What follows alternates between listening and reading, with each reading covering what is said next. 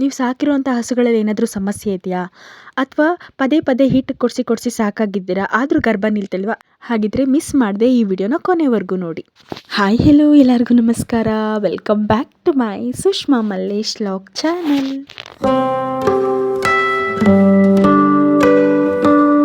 ಯಾರೆಲ್ಲ ಹೈನುಗಾರಿಕೆಯನ್ನು ಮಾಡ್ತಿದ್ದೀರಾ ಈ ವಿಡಿಯೋನ ಮಿಸ್ ಮಾಡದೆ ನೋಡಿ. ಸೊ ನಿಮಗಂತೂ ತುಂಬಾ ಯೂಸ್ಫುಲ್ ಆಗುತ್ತೆ. ಯಾಕಂದರೆ ತುಂಬ ಹಸುಗಳು ರಾಸುಗಳನ್ನು ನಾವು ಸಾಕಿರ್ತೀವಿ. ಸ್ವಲ್ಪ ಟೈಮಲ್ಲಿ ಅವು ಗರ್ಭವನ್ನು ನಿಂತಿರ್ತವೆ. ನೆಕ್ಸ್ಟು ಮರಿ ಕೊಟ್ಟ ಮೇಲೆ ಅದು ಮತ್ತೆ ಗರ್ಭ ನಿಲ್ಲೋದಕ್ಕೆ ನಮಗೆ ತುಂಬಾ ಟೈಮ್ ಆಗುತ್ತೆ. ಬಟ್ ಈ ಒಂದು ದೇವಸ್ಥಾನಕ್ಕೆ ಹೋಗೋದ್ರಿಂದ ಅಂಥ ಎಲ್ಲ ಸಮಸ್ಯೆಗಳನ್ನು ಕೂಡ ಪರಿಹಾರ ಮಾಡ್ಕೊಳ್ಬೋದು. ಬನ್ನಿ ಹಾಗಿದ್ರೆ ಈ ವಿಡಿಯೋನ ಶುರು ಮಾಡೋಣ. ಸೊ ಯಾರೆಲ್ಲ ನನ್ನ ಚಾನೆಲ್ನ ಸಬ್ಸ್ಕ್ರೈಬ್ ಮಾಡಿಕೊಂಡು ಪೂರ್ತಿಯಾಗಿ ವಿಡಿಯೋ ನೋಡಿ ನನಗೆ ಸಪೋರ್ಟ್ ಮಾಡ್ತೀರಾ, ಎಲ್ರಿಗೂ ಕೂಡ by heartly thank you so much ಅಂತ ಹೇಳ್ತಾ, ಯಾರೆಲ್ಲ ಹೊಸ ವ್ಯೂವರ್ಸು ನನ್ನ ಚಾನೆಲ್ನ ವಿಸಿಟ್ ಮಾಡಿದರೆ ಸೊ ನನ್ನ ಚಾನೆಲ್ನ ಸಬ್ಸ್ಕ್ರೈಬ್ ಮಾಡ್ಕೊಳ್ಳಿ. ಬೆಳಿಗ್ಗೆ ಬೇಗ ಎದ್ದು ಸ್ನಾನ ಎಲ್ಲ ಕಂಪ್ಲೀಟ್ ಮಾಡ್ಕೊಂಡು ಬಂದು ದೇವ್ರ ಪೂಜೆಗೆ ರೆಡಿ ಮಾಡ್ಕೊಳ್ತಾ ಇದ್ದೆ. ಮೊದಲು ದೇವ್ರ ಮನೆಯೆಲ್ಲನೂ ಕ್ಲೀನ್ ಮಾಡಿಕೊಂಡು ದೇವ್ರ ಮನೆಯೆಲ್ಲನೂ ಕೂಡ ಒರೆಸ್ಕೊಂಡು ಫೋಟೋಕ್ಕೆ ಹೂವು ಎಲ್ಲ ಹಾಕಿ ರೆಡಿ ಮಾಡಿಟ್ಕೊಂಡು ನಂತರ ನಾನು ಹೊಸ್ತಿಲನ್ನು ರೆಡಿ ಮಾಡೋಣ ಅಂತ ಹೇಳಿ ಬಂದೆ. ದೇವ್ರ ಮನೆ ಹೊಸ್ತಿಲಾಗಿರ್ಬೋದು ಮತ್ತು ಮೇನ್ ಡೋರ್ ಹೊಸ್ತಿಲನ್ನಾಗಿರ್ಬೋದು ಎರಡೂ ಬಾಗಿಲುಗಳ ಹೊಸ್ತಿಲನ್ನು ಸ್ವಲ್ಪ ಅರಿಶಿನ ಹಾಕ್ಕೊಂಡು ಎಲ್ಲದಕ್ಕೂ ಕೂಡ ಸಾವರಿ ನಂತರ ನಾನು ಸ್ವಲ್ಪ ಕುಂಕುಮ ಎಲ್ಲನೂ ಹಾಕ್ಕೊಂಡು ನಾವು ಮೊದಲೇ ಅದಕ್ಕೆ ನಾವು ಪೇಂಟಲ್ಲಿ ರಂಗೋಲಿ ಎಲ್ಲ ಹಾಕಿರೋದ್ರಿಂದ ಮತ್ತು ಅದಕ್ಕೆ ನಾನು ಎಕ್ಸ್ಟ್ರಾ ರಂಗೋಲಿ ಏನೂ ಹಾಕೋಕ್ಕೆ ಹೋಗಲಿಲ್ಲ. ಜಸ್ಟ್ ಸ್ವಲ್ಪ ಅರಿಶಿನ ಸಾವರಿ ಸ್ವಲ್ಪ ಆ ಕಡೆ ಈ ಕಡೆ ಸೈಡಲ್ಲೆಲ್ಲ ಅರಿಶಿನ ಕುಂಕುಮನ ಹಾಕಿ ನಂತರ ಹೂವಿಟ್ಟು ಆ ಹೊಸ್ತಿಲಿಗೆಲ್ಲ ರೆಡಿ ಮಾಡಿಕೊಂಡೆ. ನನ್ನ ಹಸ್ಬೆಂಡು ಅಷ್ಟರಲ್ಲಿ ಹಸುವಿನ ಕೆಲಸ ಎಲ್ಲ ಮುಗಿಸ್ಕೊಂಡು ಮೇವು ತರೋಕ್ಕೆ ಅಂತ ಹೇಳಿ ಬೆಳಗ್ಗೆ 1-2 ಅವರೆ ತಂದುಬಿಟ್ರೆ ಹಸುಗಳಿಗೆಲ್ಲ ಆಗುತ್ತೆ ಅಂತ ಹೇಳಿ ಈ ಬೆಳಗ್ಗೆನೇ 2 ಅವರೆ ತರೋಣ ಅಂತೇಳಿ ಹೊಲ್ದ ಹತ್ರ ಹೋಗಿದ್ದಾರೆ ಮೇವು ತರೋಕ್ಕೆ. ಅವರು ಮೇವು ತರೋ ಅಷ್ಟರಲ್ಲಿ ನಾನು ಪೂಜೆ ಎಲ್ಲ ಕೆಲಸ ಮುಗಿಸ್ಕೊಂಡ್ರೆ ನೆಕ್ಸ್ಟು ಅವ್ರು ಬಂದರೆ ಫ್ರೆಶ್ ಅಪ್ ಆಗಿ ಅವ್ರು ರೆಡಿ ಆಗ್ತಾರೆ. ಅವರೇನು ಬೇಗನೆ ರೆಡಿ ಆಗಿಬಿಡ್ತಾರೆ, ನಾವೇ ಸ್ವಲ್ಪ ಲೇಟು. ಅದರಿಂದ ಸ್ವಲ್ಪ ಬೇಗ ಎಲ್ಲ ಕೆಲಸ ಮಾಡ್ಕೊಳ್ಳೋಣ ಅಂತೇಳಿ ಅಂದ್ಕೊಂಡ್ವಿ. ಆದರೂ ಸ್ವಲ್ಪ ಟೈಮ್ ಆಗೇ ಹೋಯಿತು. ಹೊಸ್ತಿಗೆಲ್ಲ ರೆಡಿ ಮಾಡಿಕೊಂಡು ಪೂಜೆನ ಮುಗಿಸ್ಕೊಂಡೆ. ಬೆಳಗ್ಗೆ ವಾರ ಒಪ್ಪತ್ತೆಲ್ಲ ಮಾಡಿ ಎಲ್ಲಿಗೆ ಹೋಗ್ತಿದ್ದೀರಾ ಅಂತ ನಾನು ವಿಡಿಯೋ ಸ್ಟಾರ್ಟಿಂಗಲ್ಲಿ ಹೇಳಿದಾಗೆ ಯಾರ ಮನೆಯಲ್ಲಾದರೂ ಹೈನುಗಾರಿಕೆನ ಮಾಡ್ಕೊಂಡಿದ್ರೆ ಖಂಡಿತವಾಗ್ಲೂ ಈ ವಿಡಿಯೋನ ನೋಡಿ, ನಿಮ್ಗೆ ತುಂಬಾ ಹೆಲ್ಪ್ಫುಲ್ ಆಗುತ್ತೆ. ನಿಮ್ಗೆಲ್ಲರಿಗೂ ಗೊತ್ತು ನಾವು ಕೂಡ ಹೈನುಗಾರಿಕೆಯನ್ನು ಮಾಡ್ತಿದ್ದೀವಿ ಅಂತ. ಅದರಿಂದ ನಾವು ಈ ದೇವಸ್ಥಾನಕ್ಕೆ ಹೋಗೋಣ ಅಂಥೇಳಿ ಪ್ಲ್ಯಾನ್ ಮಾಡ್ಕೊಂಡಿದ್ದೀವಿ. ಯಾವುದಪ್ಪ ಅದು ದೇವಸ್ಥಾನ ಅಂದರೆ ನಂದಿ ಬಸಪ್ಪನ ದೇವಸ್ಥಾನ. ಈ ದೇವಸ್ಥಾನಕ್ಕೆ ಹೋಗೋದ್ರಿಂದ ತುಂಬಾ ಒಳ್ಳೆಯದಾಗುತ್ತೆ. ನಾವು ಸಾಕಿರುವಂತಹ ರಾಸುಗಳಲ್ಲಿ ಏನಾದರೂ ಸಮಸ್ಯೆ ಇದ್ದರೆ ಅದನ್ನು ಹರಿಸ್ಕೊಂಡು ದೇವಸ್ಥಾನಕ್ಕೆ ಹೋಗಿ ಬಂದರೆ ಒಳ್ಳೆಯದಾಗುತ್ತೆ ಅನ್ನೋ ನಂಬಿಕೆ. ನಾನು ಸ್ನಾನ ಮಾಡಬೇಕಾದ್ರೆ ನನ್ನ ಮಗಳಿಗೂ ಕೂಡ ಸ್ನಾನ ಮಾಡಿಸಿದ್ದೆ. ಅದರಿಂದ ಅವಳಿಗೆ ಸ್ವಲ್ಪ ರೆಡಿ ಮಾಡಿಬಿಟ್ಟು ನಮ್ಮ ಅತ್ತೆಯವ್ರ ಹತ್ರ ಬಿಟ್ಟೆ. ನಾನು ರೆಡಿ ಆಗೋವರೆಗೂ ನನ್ನ ಮಗಳನ್ನ ಸ್ವಲ್ಪ ನೋಡ್ಕೊಳ್ತಾ ಇರ್ತಾರೆ. ಅಷ್ಟರಲ್ಲಿ ನಾನು ರೆಡಿ ಆಗಿಬಿಡೋಣ ಅಂತ. ಆ್ಯಕ್ಚುಲಿ ನಾನು ತುಂಬ ಟೈಮಿಂದ ಅಂದ್ಕೊಳ್ತಾ ಇದ್ದೆ ಈ ಥರ ವೀಡಿಯೋನ ಅಪ್ಲೋಡ್ ಮಾಡೋಣ ಅಂತ ಹೇಳಿ. ಬಟ್ ಹಾಗೇ ಇರಲಿಲ್ಲ. ಇವತ್ತು ಕಾಲ ಕೂಡ ಬಂದಿದೆ. ಏನು ವಿಡಿಯೋನ ಅಂತ ಯೋಚನೆ ಮಾಡ್ತಾ ಇದ್ದೀರಾ? ಸೊ ಈ ಸಲ ನಾನು ಗೆಟ್ ರೆಡಿ ವಿತ್ ಮೀ ವಿಡಿಯೋನ ಮಾಡ್ತಾ ಇದ್ದೀನಿ. Get ready with me. ನಾವು ಟೆಂಪಲ್ಗೆ ಹೋಗ್ತಿರೋದ್ರಿಂದ ಸ್ವಲ್ಪ ಟ್ರೆಡಿಷನಲ್ ಲುಕ್ ಇರಲಿ ಅಂತ ಹೇಳಿ ಸ್ಯಾರಿನ ವೇರ್ ಮಾಡ್ಕೊಂಡಿದ್ದೀನಿ. ಸೊ ಈ ಸ್ಯಾರಿ ಬಂದು ನಾನು ಪ್ರೆಗ್ನೆಂಟ್ ಇದ್ದಾಗ ನನಗೆ ಉಡಿಸಿರುವಂತಹ ಸ್ಯಾರಿ. ಒಂದು ಕಾಟನ್ ಮೆಟೀರಿಯಲ್ ಇದೆ, ತುಂಬಾ ಚೆನ್ನಾಗಿದೆ ಸ್ಯಾರಿ. ಸೊ ಇದಕ್ಕೆ ನಾನು ಯಾವಾಗಲೂ ಯೂಶ್ವಲಿ ಅದರದೇ ಆದಂಥ ಬ್ಲೌಸ್ನ ಹೊಲಿಸೋದು ತುಂಬಾ ರೇರು. ಅದಕ್ಕೆಲ್ಲ ಕೂಡ ನಾನು ಕಾಂಟ್ರಾಕ್ಟ್ ಬ್ಲೌಸ್ನ ವೇರ್ ಮಾಡೋದು ಅಂದರೆ ನಂಗೆ ತುಂಬಾ ಇಷ್ಟ ಆಗುತ್ತೆ. ಅಥವಾ ಮಿಸ್ ಮ್ಯಾಚಿಂಗ್ ಮಾಡೋದು ಅಂದರೆ ನಂಗೆ ತುಂಬಾ ಇಷ್ಟ ಆಗುತ್ತೆ. ಸೊ ಅದರಿಂದ ಈ ಒಂದು ಸ್ಯಾರಿಗೆ ನನ್ನ ಇನ್ನೊಂದು ಸ್ಯಾರಿಯ ಬ್ಲೌಸ್ನ ಸ್ಟಿಚ್ ಮಾಡಿಸ್ಕೊಂಡಿದ್ದೆ. ಸೊ ಆ ಬ್ಲೌಸ್ನ ನಾನು ಈ ಒಂದು ಸ್ಯಾರಿಗೆ ಮ್ಯಾಚಪ್ ಮಾಡ್ಕೊಂಡಿದ್ದೀನಿ. ಅಂದರೆ ಈ ಸ್ಯಾರಿ ತುಂಬಾ ಲೈಟ್ ಕಲರ್ಸ್ ಇರೋದ್ರಿಂದ ಜೊತೆಗೆ ತುಂಬಾ ಫ್ಲವರ್ ಪ್ಯಾಟ್ರನ್ನಲ್ಲಿರೋದ್ರಿಂದ ಇದಕ್ಕೆ ನಾನು ಕಾಂಟ್ರಾಸ್ಟ್ ಆಗಿ ಒಂದು ಡಾರ್ಕ್ ಕಲರ್ ಬ್ಲೌಸ್ನ ವೇರ್ ಮಾಡಿದ್ರೆ ಸೊ ಲುಕಿಂಗ್ ವೈಸ್ ತುಂಬಾ ಚೆನ್ನಾಗಿರುತ್ತೆ ಅಂತ ಹೇಳಿ ಸೊ ನಾನು ಈ ಥರ ಒಂದು ಮ್ಯಾಚಪ್ ಮಾಡ್ಕೊಂಡಿದ್ದೀನಿ. ನಾನು ಮಾಡಿರುವಂತಹ ಸ್ಯಾರಿಗೆ ಈ ಥರ ಕಾಂಟ್ರಾಸ್ಟ್ ಬ್ಲೌಸ್ನ ನಾನು ಸೆಲೆಕ್ಟ್ ಮಾಡಿರೋದು. ಸೊ ಹೇಗೆ ಕಾಣಿಸ್ತಿದೆ ಅನ್ನೋದನ್ನು ನನಗೆ ಕಮೆಂಟ್ ಬಾಕ್ಸಲ್ಲಿ ತಿಳಿಸಿ. ಮೊದಲು ನನ್ನ ಫೇಸಿಗೆ ಸನ್ಸ್ಕ್ರೀನ್ ಹಾಕ್ಕೊಂಡು ನೀಟಾಗಿ ಫೇಸ್ಗೆಲ್ಲ ಡಾಟಲ್ಲಿ ಹಾಕ್ಕೊಂಡು ನೀಟಾಗಿ ಬ್ಲೆಂಡಪ್ ಮಾಡಿಕೊಂಡೆ. ನೆಕ್ಸ್ಟು ನಾನು ಇಲ್ಲಿ ಯೂಸ್ ಮಾಡಿರೋಂಥದ್ದು ಲ್ಯಾಕ್ಮಿ ಅವರ CC ಕ್ರೀಮನ್ನು ಯೂಸ್ ಮಾಡ್ತಾಯಿದ್ದೀನಿ. ಸೊ ಇದು ಒಂಥರ light weight and very comfort. ಜೊತೆಗೆ ನೀಟಾಗಿ ಬ್ಲೆಂಡ್ ಆಗುತ್ತೆ. ಯಾವುದೇ ಥರ ಬ್ಲೆಂಡರ್ ಅವಶ್ಯಕತೆ ಇಲ್ಲ, ಏನು ಕೂಡ ಇಲ್ಲ. ಜಸ್ಟ್ ಹ್ಯಾಂಡ್ಸಲ್ಲೇ ಮಾಡಿಕೊಂಡ್ರೆ ತುಂಬಾ ನೀಟಾಗಿ ಬ್ಲೆಂಡ್ ಆಗುತ್ತೆ. ಸೊ ನಂಗೆ ತುಂಬಾ ಇಷ್ಟ ಆಯಿತು ಈ ಒಂದು CC ಕ್ರೀಮ್. ನೆಕ್ಸ್ಟು ನನಗೆ ತುಂಬ ಇಷ್ಟ ಆದ ಈ ಬ್ಲ್ಯಾಕ್ ಕಲರ್ ಬಿಂದಿ. ಆ್ಯಕ್ಚುಲಿ ಸ್ವಲ್ಪ ದೊಡ್ಡದಾಗಿರುವಂತಹ ಬಿಂದೀಸ್ ಅಂದರೆ ನಂಗೆ ತುಂಬಾ ಇಷ್ಟ ಆಗುತ್ತೆ.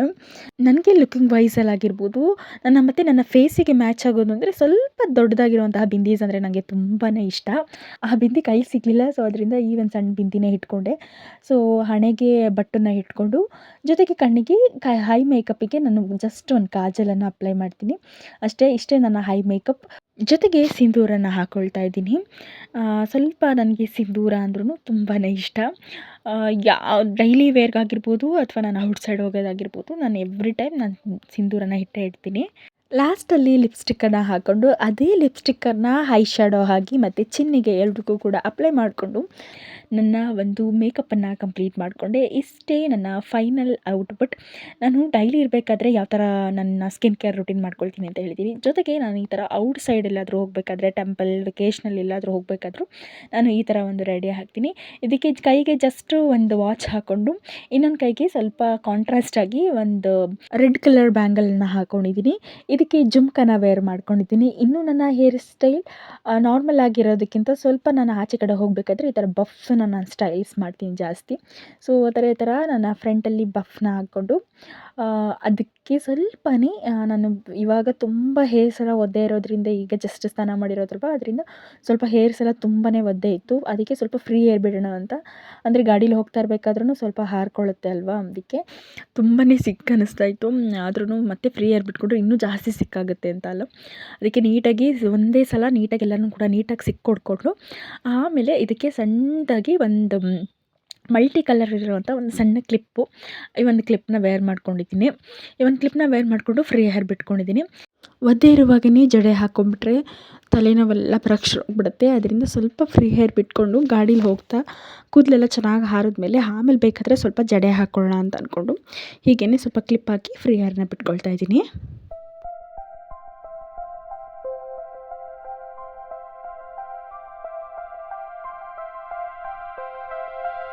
ನನ್ನ ಒಂದು ಈ ಹೇರ್ ಸ್ಟೈಲ್ ಕಂಪ್ಲೀಟ್ ಆಗಬೇಕಂದ್ರೆ ಇದಕ್ಕೆ ಫ್ಲವರ್ನ ಮುಡ್ಕೊಂಡ್ರೆ ತುಂಬಾ ಚೆನ್ನಾಗಿ ಕಾಣುತ್ತೆ. ಅದರಿಂದ ಕನಕಾಂಬರ ಹೂವು ಆಯಿತು, ಅದಕ್ಕೆ ಸ್ವಲ್ಪ ಸೇಫ್ಟಿ ಪಿನ್ನ ಹಾಕ್ಕೊಂಡು ಹೂವನ್ನ ಮಡ್ಕೊಳ್ತಾ ಇದ್ದೀನಿ. ಸೊ ಫ್ರೀ ಹೇರಿಗೆ ತುಂಬ ಉದ್ದ, ಆಮೇಲೆ ಆಲ್ರೆಡಿ ಗಾಳಿಗಾಯಿನೂ ಅದು ತುಂಬಾ ದೊಡ್ಡದಾಗ್ಬಿಡುತ್ತೆ ಹೂವು ಅಂತ ಹೇಳಿ ಅದನ್ನೇ ಸ್ವಲ್ಪ 2 ಮಡಿಕೆಲ್ಲ ಹಾಕಿ ಹೂವು ಮುಡ್ಕೊಂಡೆ.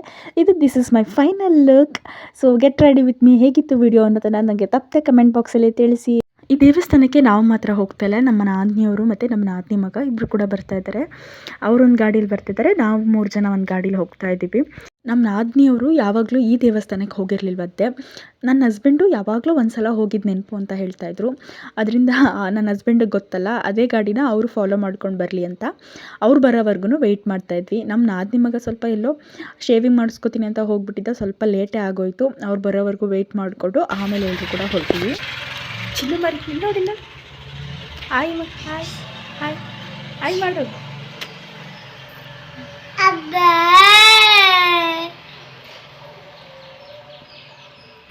ನನ್ನ ಮಗಳು ಎಷ್ಟು ಚೆನ್ನಾಗಿ ತುಂಟಾಟ ಮಾಡ್ತಾ ಇದ್ದಾಳೆ ನೋಡಿ. ನಾನು, ನನ್ನ ಹಸ್ಬೆಂಡು, ನನ್ನ ಮಗಳು ಎಲ್ಲರೂ ಕೂಡ ರೆಡಿಯಾಗಿ ಹೊರಟಿದ್ದಾಯಿತು ದೇವಸ್ಥಾನಕ್ಕೆ. ಈ ಒಂದು ದೇವಸ್ಥಾನಕ್ಕೆ ಹೇಗೆ ಹೋಗಬೇಕಪ್ಪ ಅಂತ ಹೇಳಿದರೆ, ಮಳೂರು ರೂಟಿಂದನೇ ಹೋದರೆ ಒಳ್ಳೆಯದು. ಚನ್ನಪಟ್ಟಣಕ್ಕೆ ನಾವು ಗೌಡ್ಗೆರೆಗೆಲ್ಲ ಹೋಗ್ತೀವಲ್ಲ, ಅದೇ ರೂಟಲ್ಲಿ ಹೋಗಬೇಕು. ಆದರೆ ಅಲ್ಲಿ ಒಂದು ಸೈಡಲ್ಲಿ ನಂದಿ ಬಸಪ್ಪನ ದೇವಸ್ಥಾನಕ್ಕೆ ಹೋಗ್ಬೇಕಂದ್ರೆ ಕಟ್ಟಾಗಬೇಕು. ಇನ್ನು ಹುಲಿಯೂರು ದುರ್ಗದ ಮೇಲೆ ಹೋಗಬೇಕು ಈ ರೂಟಿಗೆ. ನಿಮ್ಮ ಹಸುಗಳಿಗೆ ತುಂಬ ಸಲ ಹೀಟಕ್ಕೆ ಕೊಡಿಸ್ತಾ ಇದ್ದೀರಾ, ಆದರೂ ಗರ್ಭ ನಿಲ್ತಾ ಇಲ್ವಾ? ಹಾಗಿದ್ರೆ ಈ ದೇವಸ್ಥಾನಕ್ಕೆ ಒಂದು ಸಲ ವಿಸಿಟ್ ಮಾಡಿ ನೀವೇ ಪರಿಹಾರನ ಕಂಡುಕೊಳ್ಬೋದು. ಈ ದೇವಸ್ಥಾನ ತುಂಬಾ ಪುರಾತನವಾದ ದೇವಸ್ಥಾನ. ಇಲ್ಲಿ ನಂದಿ ಉದ್ಭವ ಆಗಿರುವಂತಹ ಸ್ಥಳ. ಜೊತೆಗೆ ಈ ದೇವಸ್ಥಾನಕ್ಕೆ ಬರೋದ್ರಿಂದ ನಮ್ಮ ರಾಸುಗಳಲ್ಲಿ, ನಾವು ಹೈನುಗಾರಿಕೆ ಮಾಡುವಂತಹ ಹಸುಗಳಲ್ಲಿ ಏನಾದರೂ ಸಮಸ್ಯೆ ಇದ್ದರೆ ಆ ಎಲ್ಲ ಸಮಸ್ಯೆಗಳಿಗೂ ಕೂಡ ಇಲ್ಲಿ ಪರಿಹಾರನ ಕಂಡುಕೊಳ್ಬೋದು. ಈ ದೇವಸ್ಥಾನದ ಸುತ್ತ ಇರುವಂತಹ ಒಂದು ವಾತಾವರಣ ಇದೆಯಲ್ಲ, ವಾವ್, ಆ ಫೀಲ್ ಮಾಡೋಕ್ಕೇ ತುಂಬಾ ಚೆನ್ನಾಗಿರುತ್ತೆ. ಅಷ್ಟು ಪೀಸ್ ಆಗಿರುತ್ತೆ, ಅಷ್ಟು ಕಾಮ್ ಆಗಿರುತ್ತೆ, ಅಷ್ಟು ವಿಶಾಲವಾದ ಪ್ಲೇಸ್ ಇದೆ. ಕೂತ್ಕೊಂಡ್ರೆ ಒಂದು ಸ್ವಲ್ಪ ಹೊತ್ತು ನಿಜವಾಗ್ಲೂ ಮನಸ್ಸಿಗೆ ಒಂಥರ ನೆಮ್ಮದಿ ಸಿಗುತ್ತೆ ಅಂಥ ಒಂದು ಪ್ಲೇಸು.